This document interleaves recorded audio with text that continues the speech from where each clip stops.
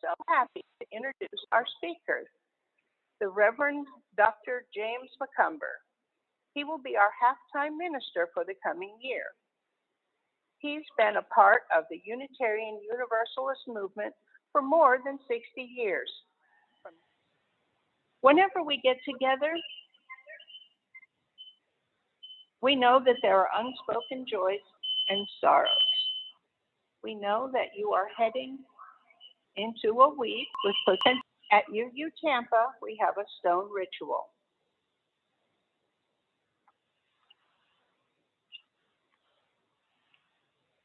I have 3 stones that I will place in the stand. First, a stone for our joys.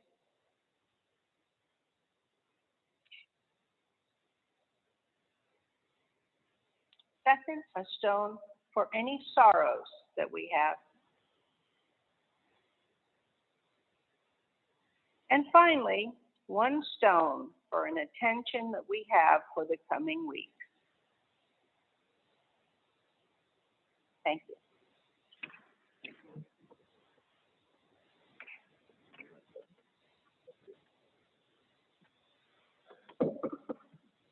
Good morning.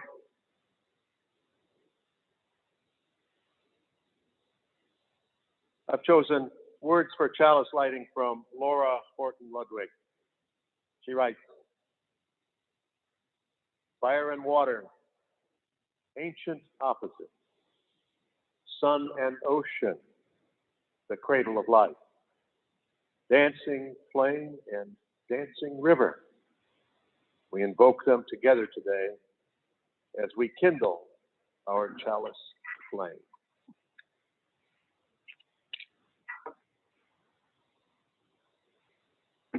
Thank you, Candy. And opening words from Carl Seberg. Let there be joy in our coming together this morning. Let there be truth heard in the words we speak and the songs we sing. Let there be help and healing for our disharmony and despair. Let there be silence for the voice within us and beyond us. Let there be joy in our coming together.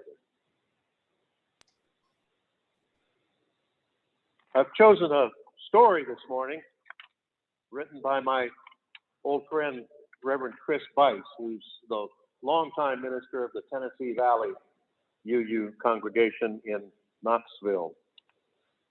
It's entitled Higgins, A Drop with a Dream. Once upon a time, there was a drop of water named Higgins. Higgins was no ordinary drop of water. He was a drop with a dream. Higgins lived in a valley where it had not rained in a very long time, so all the lovely green grass was turning brown. All the beautiful flowers were wilting and all the trees were starting to droop. Higgins had a dream that one day the valley would be a beautiful place again. But what could he do? After all, he was only a drop of water. One day, Higgins decided to travel and tell others about his dream. All the other drops listened very politely, but no one believed that his dream could come true. Higgins said, "One, get your head out of the clouds. You can't spend your whole life dreaming." Higgins decided that he had to do something to make his dreams come true.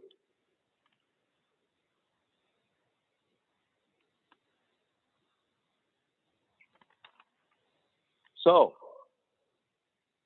he began to think and think and think.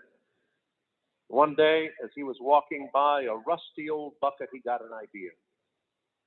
If enough of us drops of water got together in this bucket, Higgins thought, there would be enough water to sprinkle on a few flowers to help them grow and become beautiful again. Eagerly, Higgins told everyone about his great idea. But everyone thought, nah, he's just being foolish. That Higgins, nothing but a drop with a dream, they said. Higgins decided he had to do something to convince the others that he was right. So he said to them, I don't know about you, but I'm getting into the buckets. I hope some of you will join me. And then there might be enough water to help at least some flowers grow beautiful again. So Higgins ran as hard as he could and hopped up on the edge of the bucket and jumped in. And he landed with a kerplunk in the bottom of the bucket. And there he sat, just a drop in the bucket. For a long time, Higgins was very lonely. It seemed like no one else was going to join him. But after a while, some of the other drops could see the grass was dying and the flowers were wilting and the trees were drooping. They all agreed that something must be done. Suddenly, one drop of water said, I'm going in the bucket with Higgins. He leaped through the air and into the bucket and went kerplunk at the bottom. And then another drop yelled, wait for us. And they hopped through the air and landed in the bucket. Then 10 drops jumped. And pretty soon, the air was full of drops jumping into the bucket. Then 30 and 50 and hundreds and hundreds.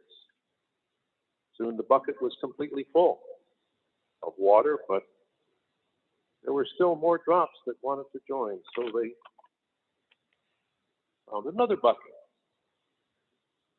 and hopped in. Before long, there were 2 buckets of water, then 3, then 4, then 10, then hundreds. Along came a powerful breeze that blew over all of the buckets, and all of the water flowed together to make a mighty stream.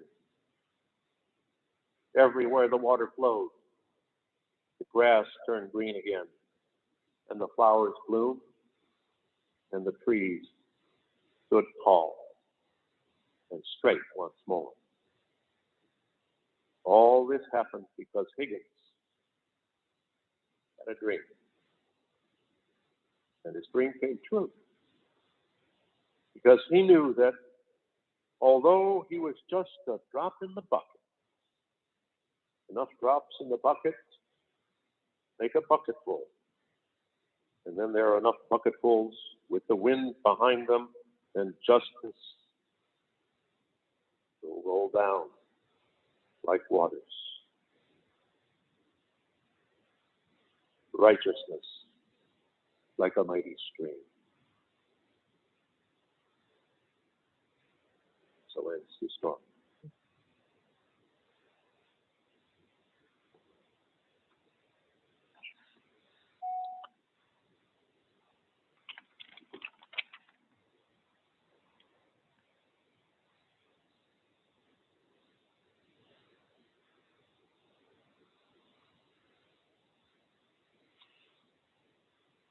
Our words for meditation this morning come from Kaylee Rice. It starts with a drop, then a trickle, a burble, a rush of water bubbling toward its destination, and finally, the wide, endless sea. All rivers run to the sea. Today we bring water and shall pour it into a common bowl. Though our experiences are different, these waters will mingle, signifying our common humanity. Today you come and share this sacred community, and when we depart, our hearts shall be filled with hope for new beginnings, a fresh start, And so then we shall go forth, but return to this community where rivers of tears may be shed, where dry souls are watered, where the joy bubbles, where your life cup overflows, where deep in your spirit you have found in this place a home. All rivers run to the sea. Let us enter together into the silence.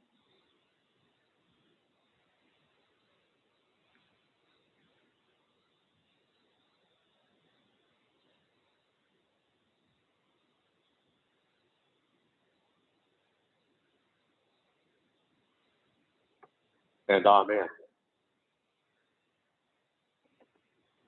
And so, this Sunday, the Sunday after Labor Day, is most often the Sunday for water communion in Unitarian Universalist congregations. This year it comes at a time of great religious significance for many in this land. We are in the midst of the high Jewish holy days. Rosh Hashanah, the Jewish New Year, occurred beginning on Tuesday this past week. It takes 2 days, not because there's a need for 2 days of parties, but because centuries ago there was some difficulty in determining exactly when the new moon would arrive. And of course, Yom Kippur, the Day of Atonement, when Jews seek forgiveness for their transgressions, begins at sundown on this coming Wednesday. It's also an important time for what we could call American civil religion. Yesterday, September 11th, marked the 20th anniversary of the terrorist attacks on the World Trade Center, the Pentagon, and a third uncertain target, perhaps the Capitol building. 9/11, forever imprinted on our minds. The event that led to preemptive, questionable wars in Iraq and Afghanistan, a harbinger of our nation's vulnerability. And for UUs, it's the time we gather for a new church year. We come back from our summer travels. Our church reopens after a summer break, and we recommit to fostering our sense of community once again. But wait, this year is different. Last year, at this time, our UU congregations were in the midst of lockdown. Sunday services were virtual. No live gatherings. We assembled electronically. One more reason to stare at a computer screen. Would there be an effective vaccine against COVID developed? No one knew for sure. But at the end of 2020, successful vaccines emerged and optimism returned. Kids back in school, being able to venture out, to travel. The terrible death toll brought to an end. As 2021 began, a new government took power, one that seems to actually care about people. And things seem to be getting better. Soon the vaccines were out in force. We struggled with ornery computer appointment systems, but we persevered. Keep hitting that enter key, honey. Things began to look up. Businesses reopened. People began to venture out. And then Delta and the anti-vaxxers. Delta and the anti-vaxxers, it sounds like a heavy metal band, doesn't it? And our brief time in the sun began to fade again. Yet here we are, another church year upon us. Let us begin again. A Sunday at a time, and another homecoming and water communion Sunday. Now, all across the country, Unitarian Universalist ministers have been preparing for this day in their congregations. They've been asking themselves, how can I get one more wet metaphor out of this water communion business? Let me see. No, I used that one last year. Well, how about, no, I used that one 3 years ago. But then again, maybe they won't notice. Many of us, you see, correctly understand that myth and metaphor are the stuff of that elusive thing called spirituality. We can't see spirituality per se, but sometimes we can feel it, experience it through something else, like poetry or music. Or for those of us who toil in the field of wordsmithing, through metaphor or story.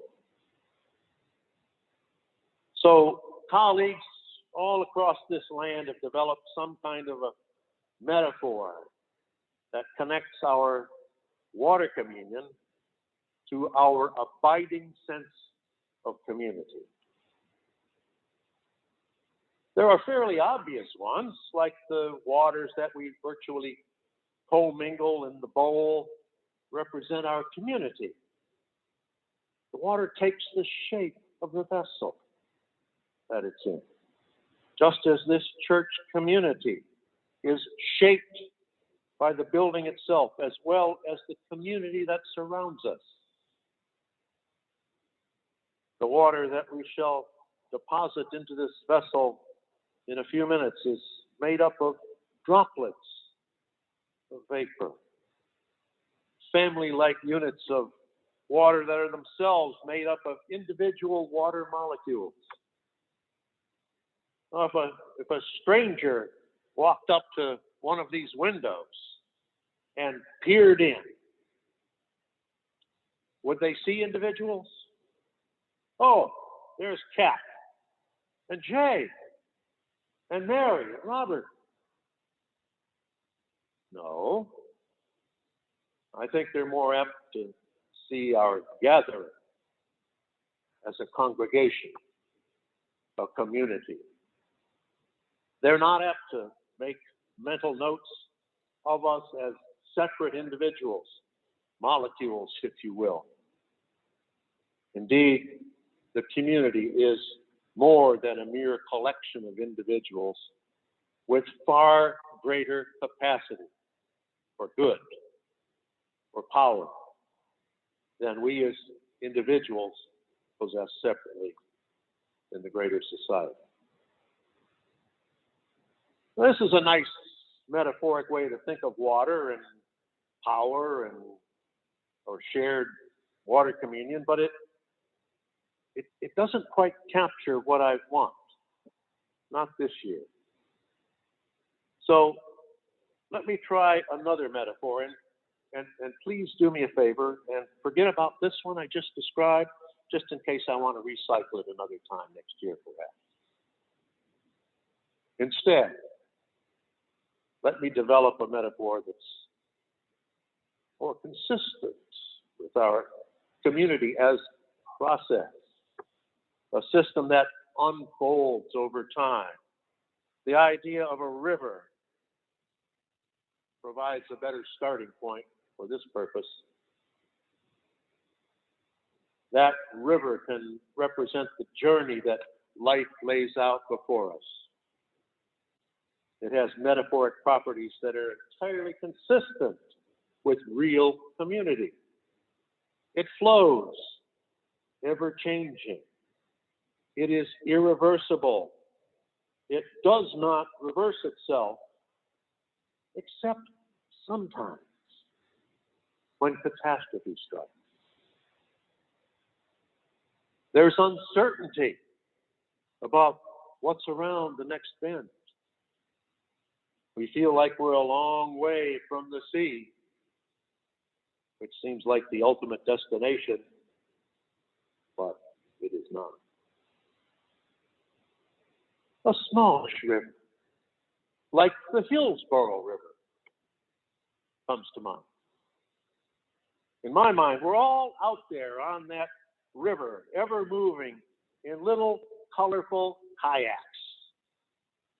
Every one of those kayaks different from all the others. This flotilla of kayaks on the river is our community. I see us paddling down that river together, headed toward the next bend, unsure of what we shall encounter when we come round it. A gentle current, or something that will threaten us. Rapids, whitewater, a dam, a waterfall, perhaps. But we're not in some kind of tight naval formation. Indeed, the current in the river is not everywhere the same. Some of us are out there in the middle of the stream by choice. We paddle in the middle of the river where the current that partly carries us along is strong, sometimes swift.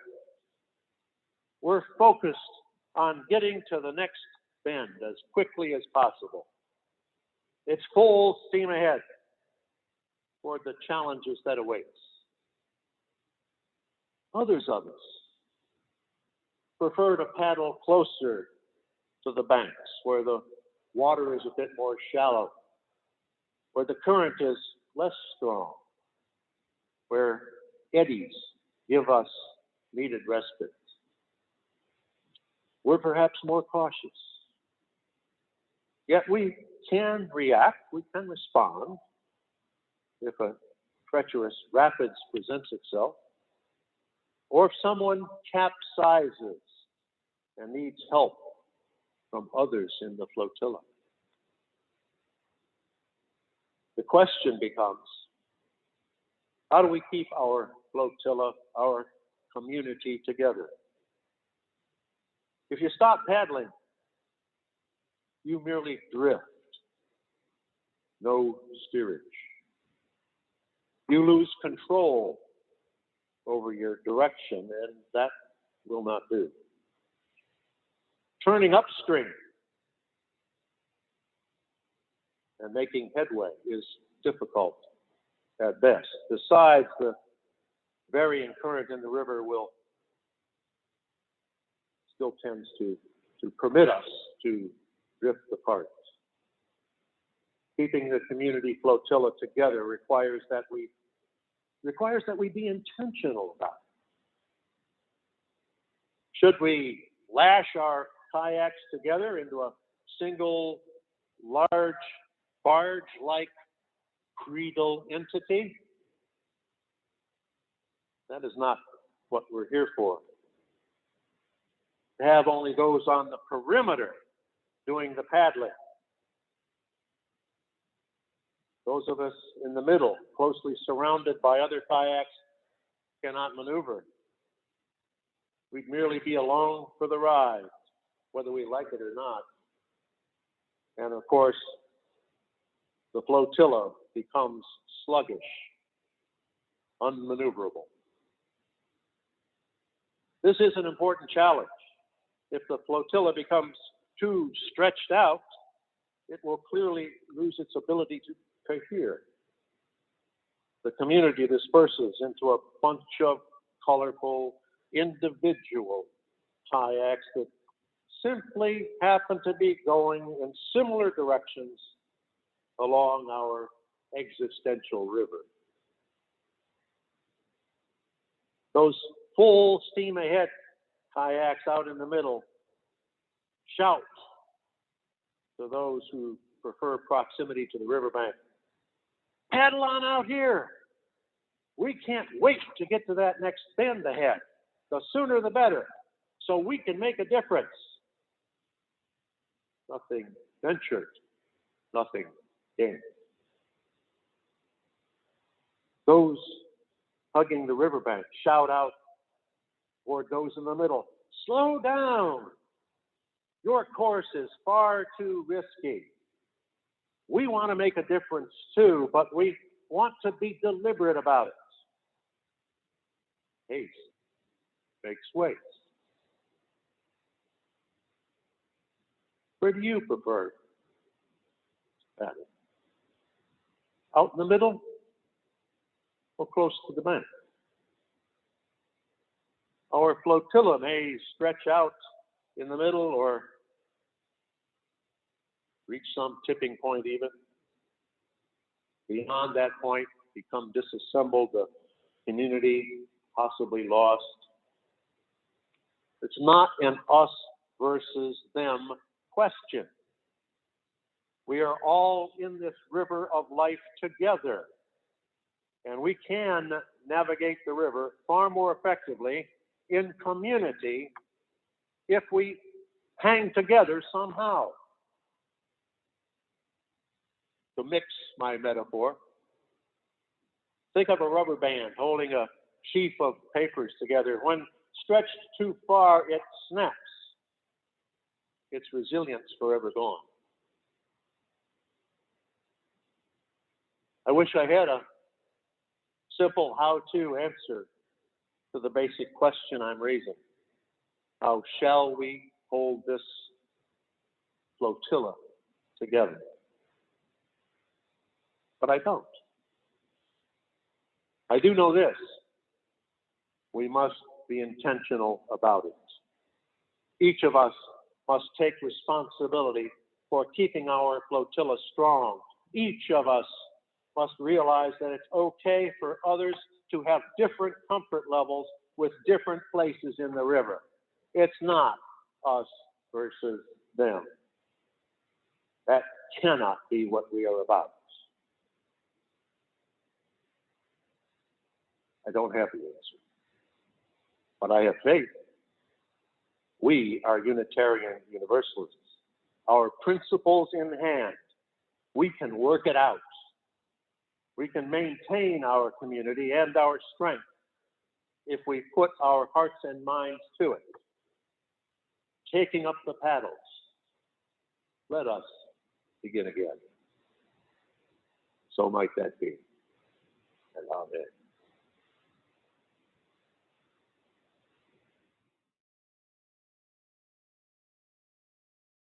Obviously, we're going to have to do the actual water communion a little differently from what you may be used to in the past.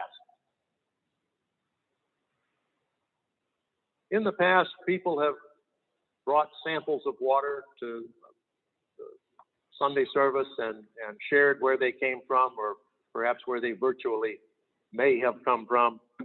And some people kind of objected to that because some folks would brag about places they've been over the summer, and other places, other folks had just not ventured past their backyards over the summer. So what we're going to do is a little different this time.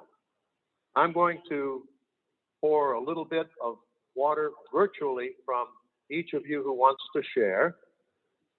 And what I would like you to share is where, if you had been able to go out and about and travel over the past year, where would this water have come from? So I'm going to invite you to raise hands, and I'll try to call on you and share with us briefly, please.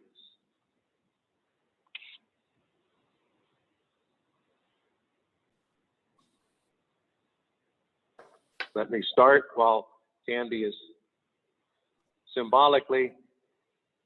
I always like to take some of last year's water and put it into the bowl to start this year's water, to symbolize the continuity of community. Our first hand is Robert Boileau. Robert, please. If I could have traveled, I would have traveled to Chesapeake Bay in Maryland. Joining them. Got water from both of those sources. Okay, thank you, Robert. And you've gotten some crab cakes too, I guess. Okay, Jay's yes. next. Jay Portwright. I would be bringing water from having visited family members in Massachusetts, New York, New Jersey, North Carolina, and California.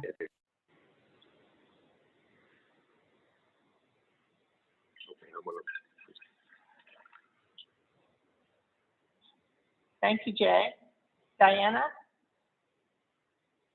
I would, let's see, whoops. Yeah, I would have gone to North Carolina and spent even more time in St. Petersburg. Thank you, Diana. Cap? Well, as you know, I have 4 kids spread all over North America. So I would have gone to Miami, Arizona, California, and Canada, and brought back water from all 4 places. And from Canada, I would bring back some garlic for my son Jim's farm. Thank you, Cap. Kathy? I would bring back water from Spring Creek in Lamont, Pennsylvania, where my daughter, son-in-law, and granddaughter live. Thank you, Kathy. Joan? I would bring water from the Pacific Ocean on the coast off San Diego, where our granddaughter lives. Thank you, Joan. And Russ?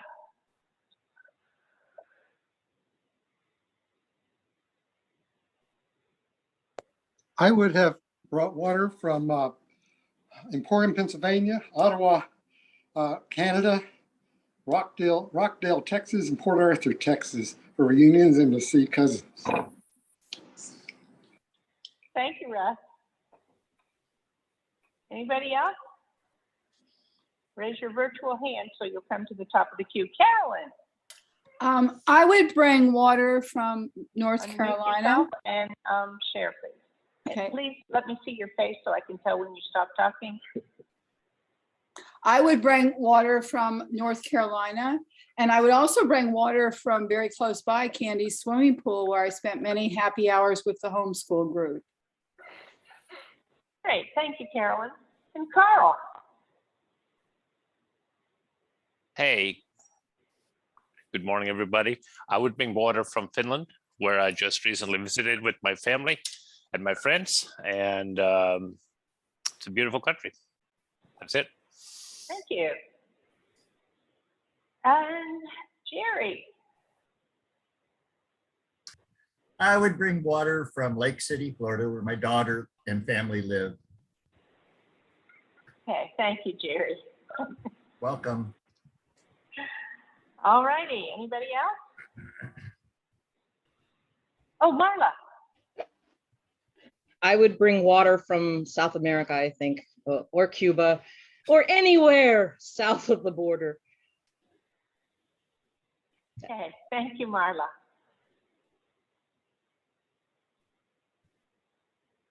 And I hope I didn't cut anybody off too abruptly. I can't hear what you're saying, so I had to read your lips to see when you stopped. So I apologize if I was rude. We good? Yeah, okay. We're good. Thank you all so much. My practice is to save this water. We'll find a nice tight bottle to store it in for the year. and it's wonderful to be able to use it during the course of the year for various kinds of rites of passage, child dedication perhaps, or a dedication in the memorial garden, and that sort of thing. So thank you all very much. And I'm sorry we couldn't hear what you were saying up here. So we're still working out a few bugs, obviously, in the electronics. But I appreciate your sharing, and I think now we are ready. Move on.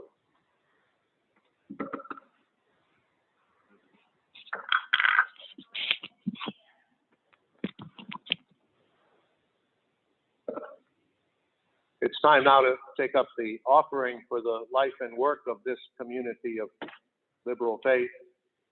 I would invite you to go to the church website. That's at UUCT.org. No, it's not. UUTampa. UUTampa.org. And I have put Because it in the UUCT chat. might be Tallahassee, and I'm sure they're very nice people, but I think Tampa could use your support as well. So UUTampa.org. You go there, you find directions on how to make a contribution. Or if you go to the chat, I have inputted it in the chat. You can just click on that, so you don't have to go looking for it. Okay, click on the chat as well. So our words for closing and the extinguishing of the chalice come from a dear friend of mine from many years ago, the Reverend Susan Carlson.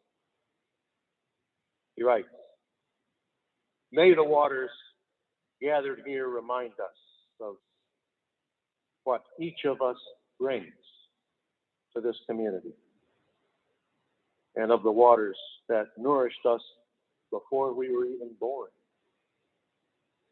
that continue to give us sustenance and energy for our life journeys, and for all creatures on this earth.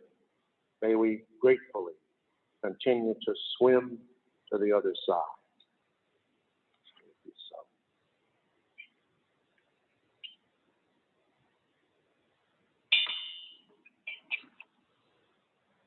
And now may peace dwell in our hearts, understanding in our minds. May courage steel our wills, and the love of truth forever guide us